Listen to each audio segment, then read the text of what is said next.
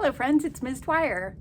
Have you ever thought about why we have things that are made the way they are? For example, why do our ears look like this? And I'll tell you the truth, everybody's ears look a little bit different, but human beings' ears generally have a pretty similar shape. They're attached to the sides of our heads, and they help us to be able to hear what's going on around us. But what would it be like if our ears were shaped differently? What would it be like if our ears were on different parts of our heads? So for this lesson, you're going to try to create different types of ears using just regular things you can find around your home and test them out. I hope you'll try it. So for this lesson, you can really use anything that you have around the house as long as you have or can make two of them. So I'll just show you some of the materials that I chose. I found a couple of pieces of felt, but if I didn't have felt, I might just use like a couple of socks, something like that, just some fabric. I have just some kind of Tupperware containers here, and I thought I might try their lids because those looked a little bit like bear ears to me. I found some paper cups, but I could kind of use any cup. Have a couple of those. A couple pieces of cardboard. You could just use a cereal box, but you don't have to use cardboard.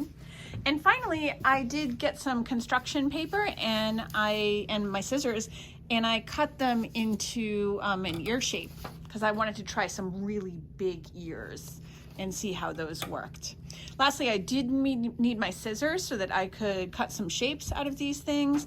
And I thought I would use some tape because I'm thinking that these fabric ones, or if I didn't have fabric, just socks, I might try to attach them and hang them down over my head, over my regular ears, like a basset hound, like a dog with big floppy ears. So I need something to go over the top of my head to attach these to.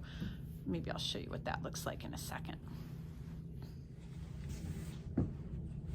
So now comes the fun part. It's time to test my ears to see what differences I notice.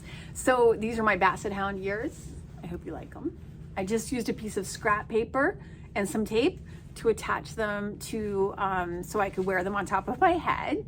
And I'm gonna see what the difference is between my regular ears and my basset hound ears. And I can already tell there's a big difference. So it's pretty interesting, but I want to try all my ears. So I'm going to try my cup ears. I'm going to put them right behind these, my Tupperware. Ooh, that sounds really different too. Right behind my regular ears. You can see I'm not poking into my ear. I'm putting them behind. I'm going to try the lids. Oh, interesting. Very different. These are my bear ears, but they are actually on the side. I think they're more like Mickey Mouse ears. And of course, I want to try my giant rabbit ears, but I don't know if I can do this without, oh, I think I can. I have to hold them up really carefully. Now I'm going to go to an area and test all of my ears in a place where I can hear kind of regular sounds and try to see how different they are and which ones work the best. And why would an animal have ears that maybe look like this? Why would an animal have ears that maybe look like this? What kind of function do they serve? What purpose do they serve? Why would an animal have ears like this? So I hope that you will try different ears and try to figure out what would be the best type of ear for any type of animal, including people. I hope you enjoy. I'd love to see your work.